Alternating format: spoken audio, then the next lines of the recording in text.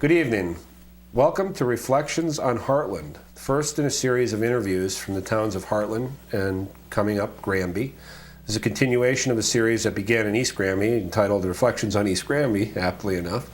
And as we continue this, we will move into the other towns in the Tri-Town Granby Community Television area and interview subjects that are mature residents of the towns that they live in and share their stories of their lives and their reflections on their hometowns. It's a continued pleasure to do this, and we hope you find it as interesting as we do as we move out into the other towns and find the stories that are out there. My name is Mike Malloy, and I'll be your host this evening. Today's guest is Alfred T. Lilliendahl, born on March 14th, 1919, a 91-year-old resident of Hartland, moved to Hartland in 1936, a 74-year resident of Hartland. I'm sure I'm going to make the mistake of calling it East Hartland and Hartland, but we'll explain that in a minute. It's all the same. Same town. And it's a pleasure to have you here with us tonight, Al. Thank you. Why don't we start with the basics, which we always do. You were born in March 14th, 1919, as we said. You were born in Brooklyn, New York. And why don't we start by could you share your parents' names with us? My father was William Daniel Lilliendahl. Okay. He was a doctor. Mm-hmm. His office, 42nd Street in New York. Great. Was that as busy a place then as it is now? Excuse me? Was that as busy a place then as it is now? I believe so. That's probably quite a long time ago. Well, when I was a little kid, we used to go in, we lived out in the country, and we'd go in on the train. Okay. To visit him. I used to play in Bryant Park, which is right across the street from his office. Oh, wow. Now, did you so you said you used to go in on the train. So you were born in Brooklyn, but you... I only lived there for 3 months. Okay, and then... So I'm hardly a Brooklynite. So where did you move from there? Mountain Lakes. Mountain Lakes, which was... New Jersey. Okay, so you moved south of the city, basically, or west of the city. Now, did you, do you have, how old were you the years that you lived in New Jersey? I lived in Jersey from when I was a few months old until I was about 7. Do you have many what are your earliest memories of childhood growing up? Do you have much in the way of memories of New Jersey growing up in that area? Well, I remember one thing. When my grandmother came to live with us for a while, she was 94 at that time, and we're talking about probably in 1922. Okay. So that projects her back quite a way. Right. This could be back in the 1850s or so. So, incidentally, the reason that we're here, mm-hmm. my great-grandfather was sent from Germany by packet boat, I guess. Okay. And it was extremely stormy all the way. Coming to the United States. Coming over. Okay. He was seasick all the way. He arrived in New York, he went ashore, he would never get in any boat again. He wouldn't even get in a rowboat if he could help it. Really? So he was terrified of boats? Not terrified, but seasickness is a physical thing. Okay. Oh, so he just didn't want to experience that again. How old was he when he came over, do you know? 18. Oh, so he was old enough to have a keen memory of the seasickness. Well, apparently he was sent over to do some business for his father, who was some kind of merchant over in Germany. Okay. Apparently our family's scattered all over Scandinavia, northern Germany, and Iceland. Really? Wow. It's a far-flung lineage. Several years ago, on the way back from England, we stopped off in Iceland. Mm-hmm. And as I did whenever I went in a European city, I would look in the phone book, see if there were any Lilliendahls. Right. I found a flock of them in Iceland. Right. I found an Alfred. Really? this concerned me because my family was still in the States. But anyway, Right. I wrote a letter. I took the address down from the phone book, and when we got home, I wrote a letter to an Alfred Lilliendahl in Reykjavik, and he wrote back assuring me that my father didn't have anything to do with it. His branch of the family went back to something like 1750 or... Right, right. It was quite a connection between Iceland and the Scandinavian. Relieved our minds on that one. Right, okay. You thought maybe your father had stopped in Iceland on the way over? Well, he stayed there for the better part of 4 years. Oh, did he really? So there was... Because he had rented or bought some whaling ships, Mhm. and he was trying to get quite a bit of oil to pay for his ships. Mhm. I think he had 4. They were big enough to go whaling, but they weren't very large ships. Okay. And he was also using a gadget that he invented that is similar to the present day bazooka to harpoon the whales. Oh, okay. And it was very successful. The trouble was, there are different kinds of whales. There's one that the whalers call sinkers. Right. And the ones around Iceland apparently are sinkers. So if you shoot them, you don't get them So back. he'd shoot them, and they'd die so quick that they would sink before he'd get to them, put a rope on them to tie them to the mothership. Right, right. So he wasn't making much money on the sinkers. But No. you said he was a doctor. Now what he was This is prior? my grandfather that did Oh, your it. grandfather. Okay, I'm sorry. I'm sorry. Yep. My fault. So your grandfather came. So your father was born in My father was a doctor. the United States. With Yes. your grandfather.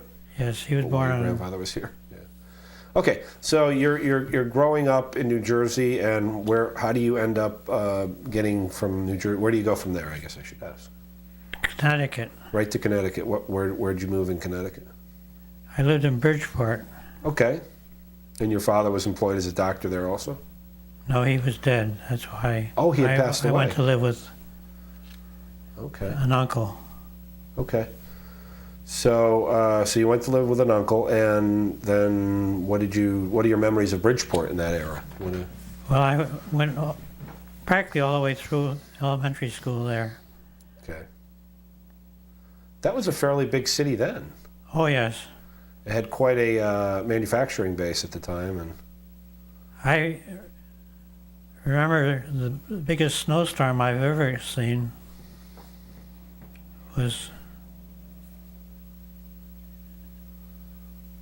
in the winter of 36, I think. okay. And no, I take that back. It was 33. Right. I went to bed at regular time. It was snowing lightly like the one we had this morning, just a dust on the ground. Right. During the night, I could hear a train whistle. The train tracks were probably about half a mile away, but the whistle kept going and going and going for maybe an hour. Well, I didn't think too much of it. Being a kid didn't bother me really. Right.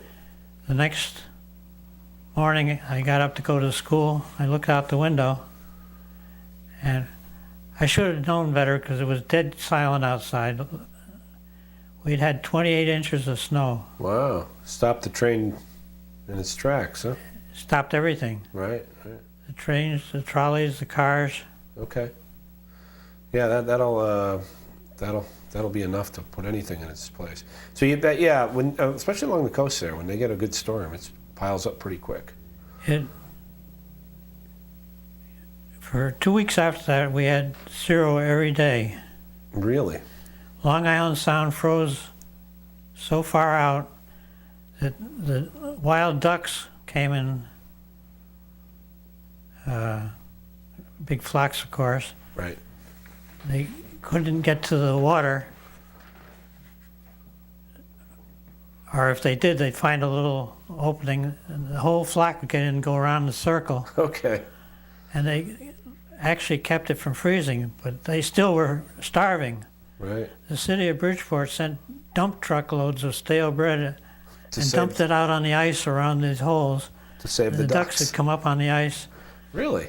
and feed on the bread, and it saved many flocks It's fascinating. of ducks. So you were still in Still down just in Bridgeport. We haven't got. Yeah, so but you were in you went through elementary school and you were in like into middle school, I guess, at that point, right? You went to, what are your memories of the schools in Bridgeport? They were a pretty diverse group of people there, or was it, what are your, Well, Bridgeport's a big city. it is, yeah, I can imagine, yeah. You had quite a mixed It group of has people. 2 or 3 high schools, and I don't know how many elementary schools. I went to Black Rock School. Okay. And so from there you came directly to Hartland? No, about that time, they were starting the CCC, Conservation Civilian Corps? Conservation Yes, Corps. right. And my uncle was a World War I Army officer. Okay. He was a captain. And the CCC was run by 2 or 3 Army officers, Okay. and then the state also had part of the responsibility. They had like foremen that ran the camps during the day, and we did jobs in the forest, like water holes, and So your uncle was, he was a commanding officer of camps, but he was such a good, I can't think of the word I want. good boss? Some of the camps had difficulty. The kids would start running wild, Okay, so but he was a disciplinarian. he drew off his military background and kept things in Yeah. order. So he was in 3 or 4 different camps in Connecticut alone. Okay. But when we came up to, or when he moved up to Hartland, to the CCC camp, Okay, so that's how you got he moved up to Hartland to be a commandant or whatever they called him, or commander of the CCC camp, and you came with him. yeah. Okay. So Hartland, where was it? Was it part of, were they building the reservoir up there? Is that what they brought the guys in for? Or? No, the camp was in East Hartland. It was in East Hartland, okay. Are you familiar up there at all? Oh yeah, yep. You know, in the center where one road that turns straight north and goes for about a mile without a turn? Yep. Well, at the end of that was where the CCC camp was. What's the name of that road? Do you know the name of that road? It's part of Route 20. Oh, it is. Okay. All right. So that's the road that eventually hooks up and goes around the reservoir. Right. Okay. So there was a camp up there, and that's where he was stationed, basically. Yeah. Okay. So where did you live? Did you live in the camp? Well, Or near? we rented a house. It used to be a Girl Scout camp Okay. just before you start getting into the center of East Hartland. Right. And that Girl Scout camp was built about 1925. And an odd coincidence, my cousin, my uncle's daughter, was a scout down in Bridgeport. Okay. Had an opportunity to come when they were first built the Camp Alice Merritt. They invited all the troops in the state to send one delegate during the summer to be for a 1-week stay at the camp. Okay. And my cousin was a Girl Scout, and she was the delegate for her troop. And when we first moved to Hartland, we lived in a house right across the street from the camp. And she came up to visit us Okay. and was amazed that it was right the camp that she had gone to years before. So she had been there far previously, and It was 1925 that they, Oh, okay, that they opened the camp. yeah. Yeah. So now, what were your first impressions of Hartland? You came in as a teenager, basically, and where I guess you said you Oh, it was great. you were still in school. We had a wonderful group of half a dozen or so young people that used to get together all the time. I mean, go swimming and skating and whatever the season. allowed. Okay, so you're living in Hartland, and you're going to school where? Where were you going to high Gilbert. school? Gilbert In School. Winston. In Winston, which is a private school, correct? Well, it was a city high school, but Okay. it was privately endowed, and he built the original school, and he turned it, only partially turned it over to Winston. Yeah, it's got one of those strange public-private deals going on where it gets money from the town, but it's They had such a good reputation that graduates from Gilbert, if they had good marks, right. were accepted to Yale without Wow. no effort at all. So it was a fairly prestigious little school for a small area, I guess. Huh? So they educate they taught that was the high school for Winston, Hartland, and wasn't there another town in there? Was it one other town that went to school at Gilbert, or was it a variety of towns that would send kids in? All the towns in the vicinity of Okay, Norfolk. Norfolk. Okay, yeah, I'm thinking more recent. I think it's just 2 or 3 towns that draw students to Gilbert. But okay, so what were your first impressions of Gilbert when you were there? What was it like back then? Well, I had taken first year French Okay, at another school, right. and I had passed it. So when I arrived at Gilbert, I decided to go to second year French. Okay, After a few weeks, the teacher told me that I wasn't ready for second year French. so it was a little tougher. So they put me back in first year French again. Okay. And I just barely squeaked through it the second time. Wow. Okay. But I did finally finish second year, but it took me 3 years total. So it had a pretty high standard. It was a very... I never went to any school but came anywhere near like it. Okay, which explains why Yale would look so favorably upon a Gilbert graduate. Right.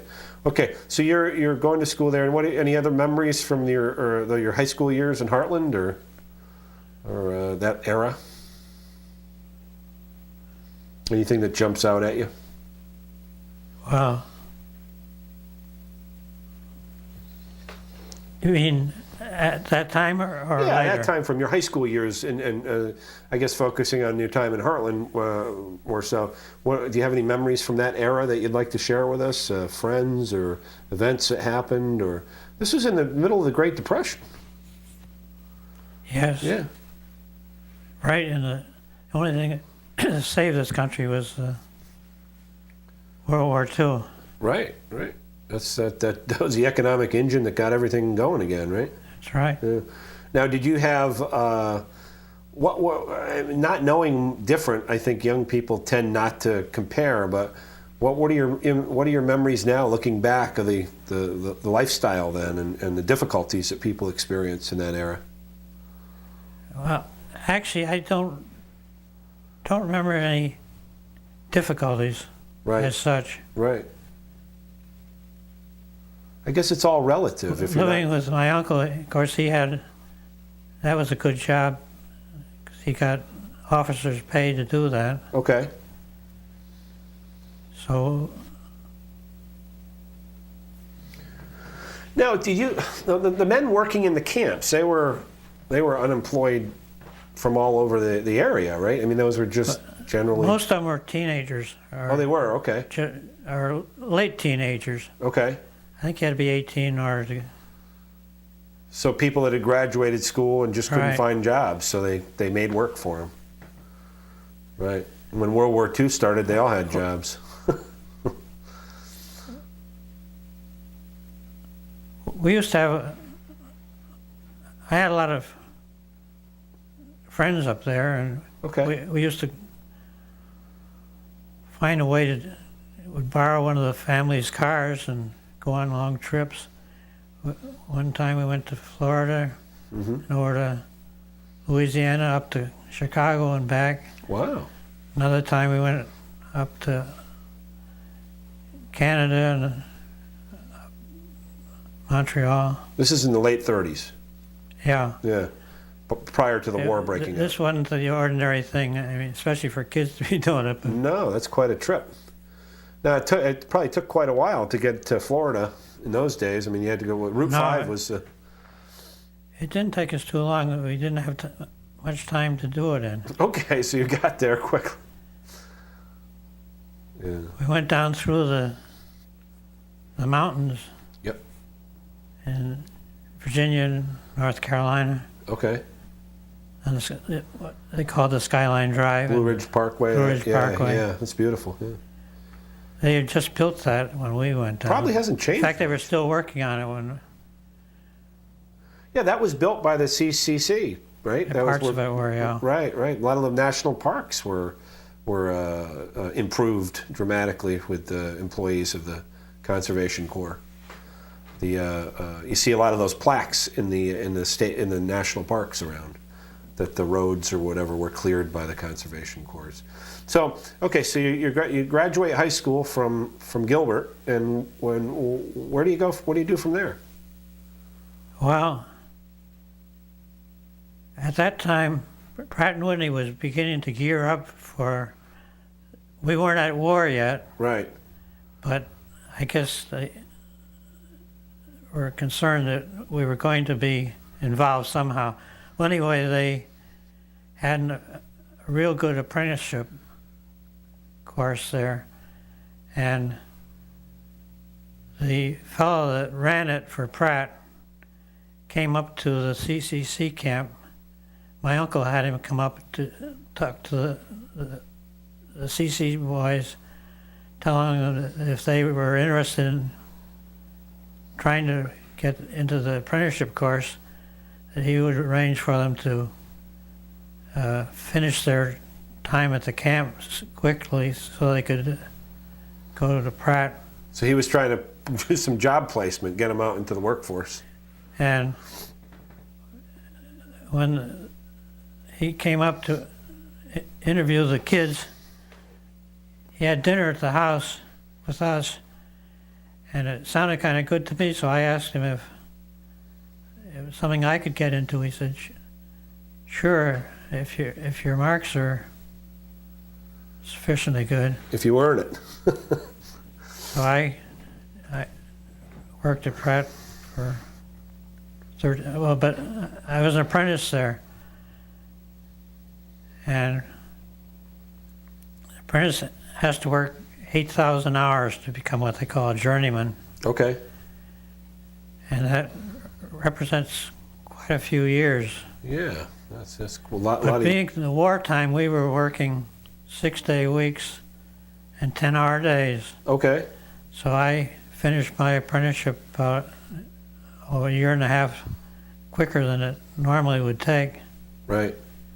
So then I worked in the tool room the rest of the time until I, So you were a tool maker. well, even after I finished the apprenticeship, I was a tool maker, yes. Right, right.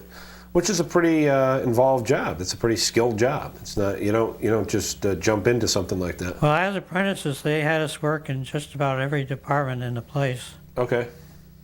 The office and down on the floor, too.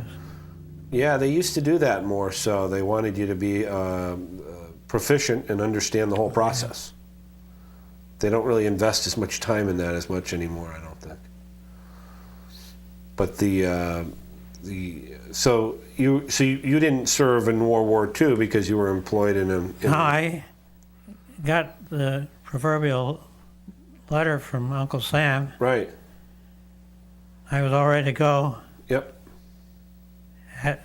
Gave it. I think it was a 10-day notice I got. About 3 or 4 days before I was ready to leave, the boss came over to me. He said, "Forget it. Your job is more important here than shooting somebody." Yeah, yeah. Well, they had a lot of people that got deferments based on what did they call it? There was a name for it, like necessary jobs, basically. That they had, but they had a term for it. Yeah, it'll come to me, I guess. my forgetter's better all the time. Yeah. so you spent the time making aircraft engines during Yeah. World War II.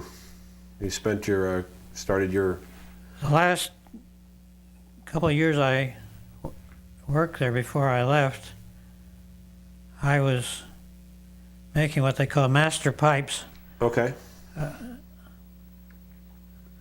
A jet engine especially has a lot of tubing that take fuel and other things from one part of the engine to another. Okay. And the pipes can be up to 6 or 8 feet long. Some of them have 10 or more bends in it. Right. And there's a theoretical point where the two straights end at a bend, which is out in the air, but we had ways of checking where that theoretical point would arrive. Well, we had to make these master pipes within 10,000ths of an inch. Oh, wow, that is pretty tight. Then, after we made the pipe, it would go to the inspection, and they would have to check it to be sure we'd done everything to the tolerance. Right. Then they would send it to another department where they would make a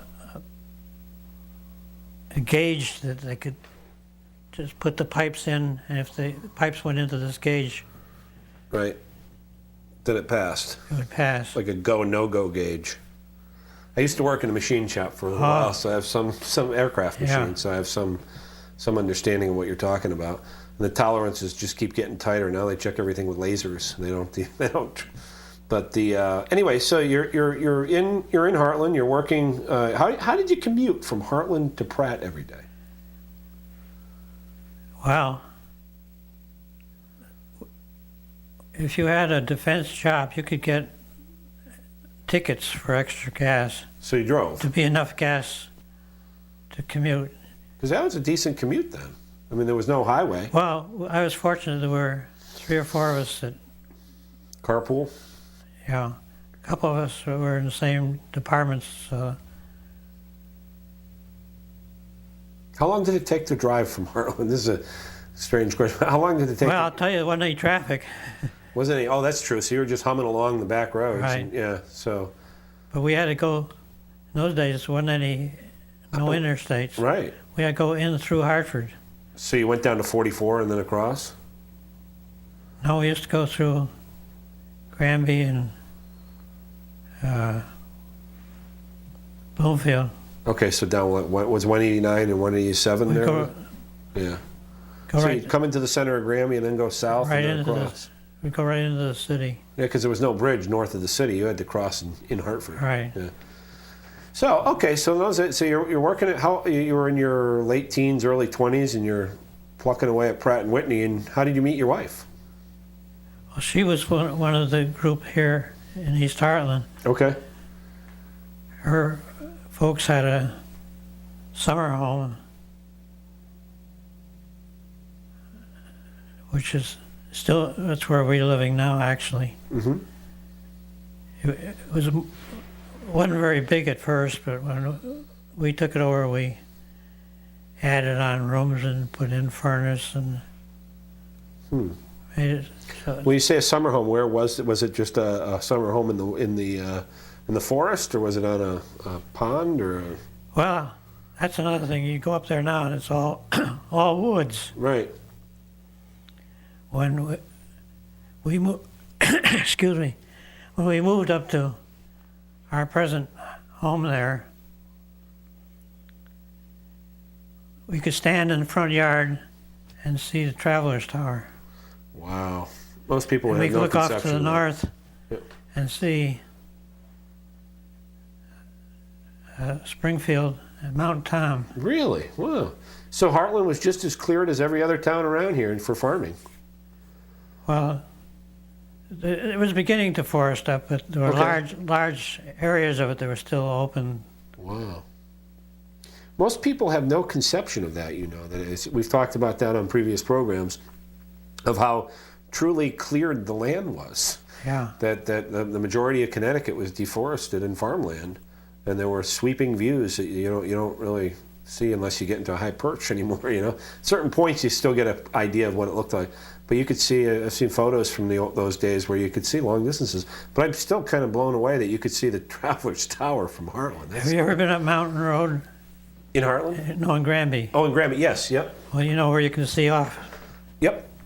That's the type of view we used to have. Wow, that's amazing. Not quite as good, but Similar. we could see the same things you can see from up there. Okay, so you'd explained something before we came on, that you were talking about the name Hartland. You had some information on the name of the town Hartland where that came from. What was that?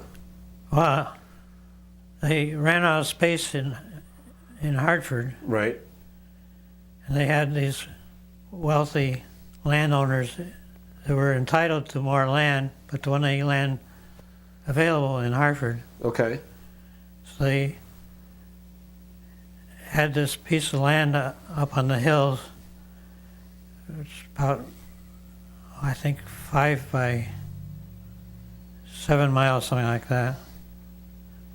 Or maybe a little. But anyway, they divided up that land into roughly 400 acre, Estates. which was a good piece of land. I guess so. So the whole town was chopped up into 4 or 5 sections and given to these people to Well, I think parts of the town, the lots were smaller, but Okay. most of the land went to those big. So what you're saying is, as they were developed, as Hartford became crowded, and you're going back into the 1600s at this point, right? Or 1700s? Do you know when Hartland was founded? Se- 1762, I think.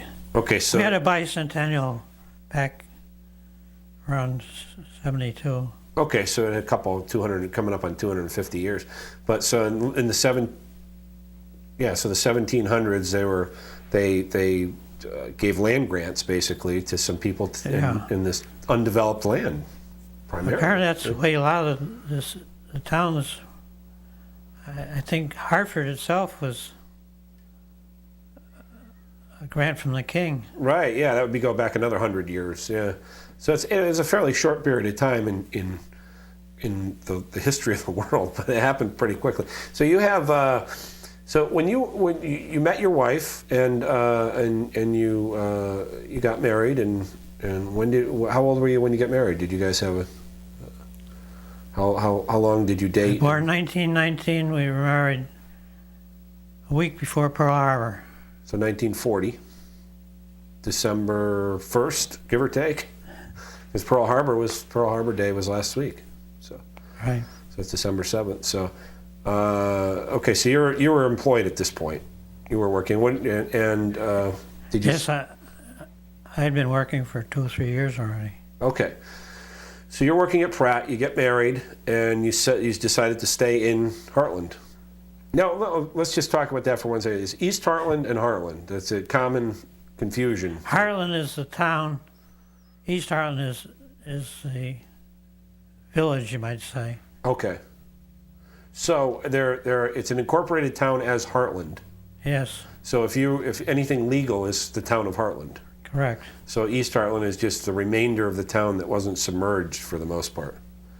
Because the old town hall used to... That was the best tobacco land in the whole state. Was it? The area they submerged? And when when they finished the dam, just as they were starting to flood it, they had bulldozers push all the topsoil from this extremely rich bottomland there. Uh-huh.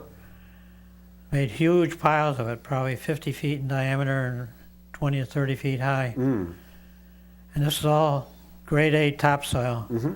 It was all trucked out of there. I don't know where it went, but it all went somewhere. It was too valuable to put underwater. I should tell our guests what we're talking about is the Barkhamsted Reservoir, which was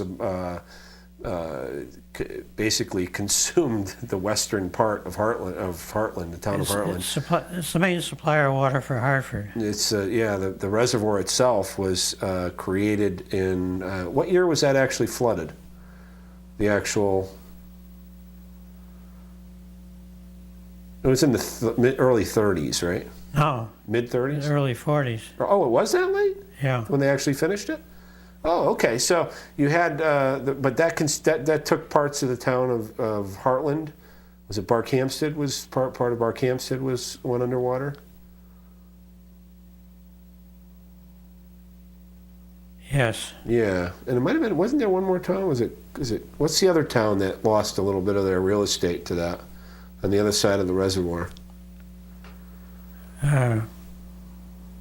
Riverton, yeah. Okay, so that's what we're talking about when we talk about the part of the town being submerged. But that was a pretty large part of Hartland, or pretty good, quite a few acres that were actually submerged. Well, the northern end of the reservoir is right at the Massachusetts state line. Right. And where the dam is, I would say it must be nearly 10 miles. So you can remember the town prior to that area being flooded? Oh yes, we used to. First time I voted was in the town hall, which was. It's 40 feet underwater now. Okay. So that was the whole Route 20, instead of going around to the north like it does now, right. Used to go straight down and up the other side, very steep.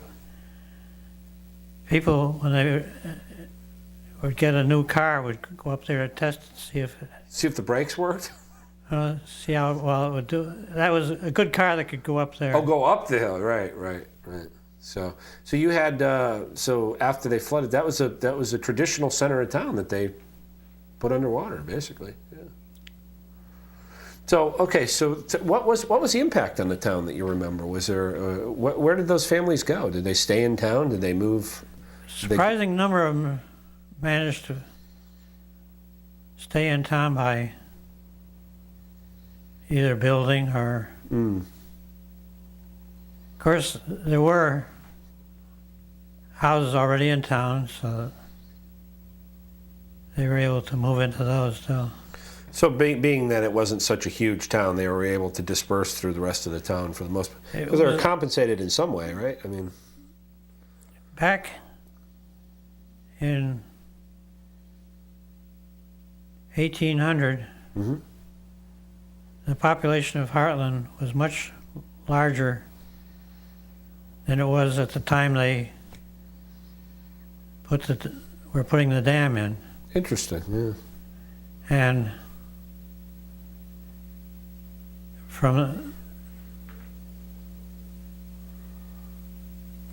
1900, I think, was the low point. Okay. From that point on, for one reason or another, the population started growing again. Okay. Cut down to 300, I think. In the early 1900s? And wow. It took it a long time to get back up to 1,000.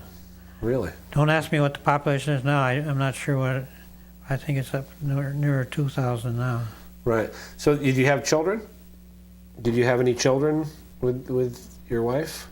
We have 4. 4 children. And did they go to school they had an elementary school in Hartland? Or you want to share your children's names? We have an Alfred, we have a Thomas. Okay. We have a William. We have a Margaret, known as Peggy. So 3 boys and a girl. Right. Okay, and so you raised them obviously in Hartland, and did they have they had an elementary school in Hartland?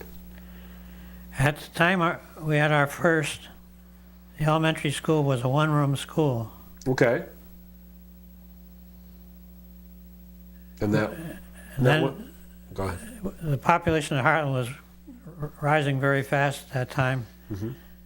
So within a matter of a couple of years, we had to put an addition on it. We had a three-room school. Okay. That didn't work at all. We decided we were really going to start from scratch. We built a four-room school. Well, this is during the baby boom after the war too, so there's Yes. a lot of, yeah, right. Now we have 22 rooms, Wow. That's amazing. all the same school. But what grade did it go up to back then? It was all 8th grade. Up to 8th grade in the 4 rooms, and now it's 22. And now does it still go to 8th grade in Hartland, or do they go to? Yes. So they probably have it broken down a little more into an elementary. High school is sent to Granby. Okay. None of the kids go to. There are no students in Gilbert. I think there are half a dozen, but I think they're from the West Hartland rather than from East Hartland. Right. Now, Hartland still has a little slice of land on the other side of the reservoir, does it not? Sure. So it's quite almost. It must offer some challenges municipally to try to. Because that's It's a big problem. yeah. Actually, I've always felt the state owed us. Yeah, right. It's almost like they'd be better off being part of what's on the what else? There's another town over there on the other side of the reservoir. You have Hartland, you have Riverton. Probably is Riverton a town or is it part of? Riverton is a village. Is a village and it's part of which town? Uh, Winstead? no. No. Yeah. You caught me on a Yeah, blind spot. yeah, that's okay. That's fine. So anyway, yeah, I can just, like I said, I can imagine that it offers some challenges as a town to keep that connection and to provide the services on both sides. Now, thinking back to you say your children went to school, and were you satisfied with your experience in those days in town? Obviously, you stayed there, so Oh, yes. you liked the town. Looking back to that era, is there anything that you can just contrasting now? Well, why don't we jump forward a little? You stayed at Pratt & Whitney. You had 4 children, and you worked your whole career at Pratt? No, I only stayed there 13 years. Okay. I went to command and made helicopters for 5 years. Okay. And I went back to Pratt, but at the atomic division down in Middletown, Okay. we were making an atomic engine. Wow. Oh, for jets. Well, no, it was for special. Okay. It was very secret at Okay. the time. And when that program, I don't know if they ever completed it or not, but I think it died completely. I transferred it to Hamilton, which is another division of United Technology. Right. That cut your commute dramatically from. So I worked there until 81 when I retired. Okay. So, and these are the staying within UTC, so you probably wasn't much of a culture. You know, in the corporate culture, they were probably similar companies. Well, they were the same corporation, actually. Right. Right. So. Except Command was separate. Command, yeah. Yep. Command's still building helicopters today. It's amazing as an independent entity. Yeah, It's pretty amazing. Heard they think they might get a contract for 150. I was down there a few days ago, just to digress a moment, and they were testing their new helicopter out in the back field there, and I thought they've been doing that for quite a while down there. It's a funny-looking helicopter. It was kind of square, but it's their new lightweight, high-speed helicopter. That's a real special purpose. Yeah. I don't know what it is, but I've read a little bit about it. So, just to getting back to Hartland, what were the biggest changes that you've noticed in the 70 years or so that you've been in town? What are those? We don't have any store anymore. That burned. Okay. Was the only real business in town. Right. But in terms of the community and the culture of the town, it's probably not. It's just such a small town. I'm just curious. It's absolutely amazing how many activities are going on. So it's an active small town. Every day this past week we've eaten out or been at a meeting Right. with a group of Hartland people. So would you say a town that's that small that doesn't have a real vibrant business district kind of forces a culture to kind of spring up amongst its residents, among civic kind of? Possibly. Yeah, it seems that way because a lot of bigger towns, people would go to commercial places to satisfy the same need to Right. eat out and stuff. But you have to almost build your own civic culture there. So, but what in terms of changes though, is there anything that's changed that that strikes you other than the store? There's still no stoplight in Hartland. Got some stop signs. Stop signs, those are huge. Well, you know, as recently as 1936, Yeah. the road between West Granby and East Hartland, as far as the town line, which is down the bottom of the hill, Right. was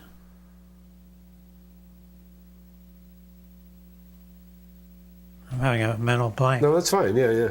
The road between West Hartland and yeah. Was just a dirt road. Really? And in the spring, it would get it. It was literally just a two-track, one for each side of the car. Right. So And it gets so muddy that it took a good car to get through it. it's pretty primitive up until fairly recently, is what you're saying. Well, no, in '36 they Yeah. finally. And Mountain Road was a dirt road. Right. So until but was that common? I mean, in the rural areas back then. I mean, when I say fairly recent, I mean in the last Yes. But was it? When did they actually start paving roads? That must have they really. Right around 1900, I think. Okay, so they actually did. Yeah, I guess in the big cities it was very common. Well, it wasn't until they had cars, because horses could make out okay, I guess, pulling the different wagons and stuff. Right. Yeah, the horse could plod through it. Probably give him better traction in the bad weather. Right? Okay, so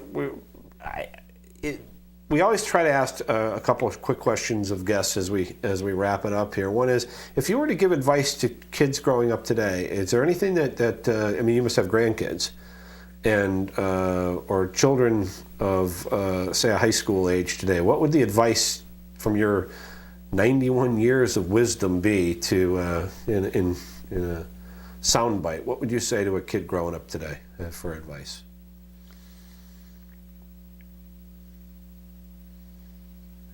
I would say, for them to get the best education they can, and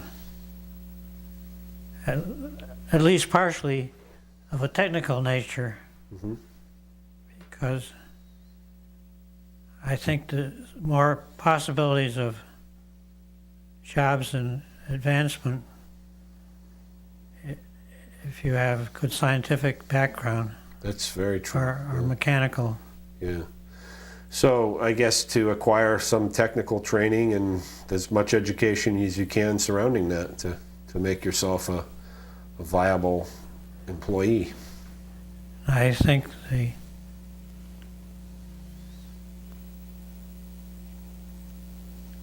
girls, if they have a family, should not have to work outside. It's a full-time job taking care of a family. And it's very rewarding. Excuse me? It's very rewarding too. If you should enjoy it. I think that so you're in favor of having a traditional household where the mom. Absolutely. Yeah. It's been a pleasure having you on here tonight, and I just for our guests, for our viewers, I'd like to thank them for joining us in our first interview of a Hartland resident, and we hope to continue this as a ongoing series and build on it and continue to share their stories. I will note that tonight we are going to interview our second Hartland resident right after this, and it's Al's wife, and we'll be bringing her on in a minute, so stay with us, and we'll get her in. So thank you for joining us tonight on Reflections on Hartland, and we can be seen every week at Friday night, 8 p.m. on GCTV Channel 16, and thanks for joining us.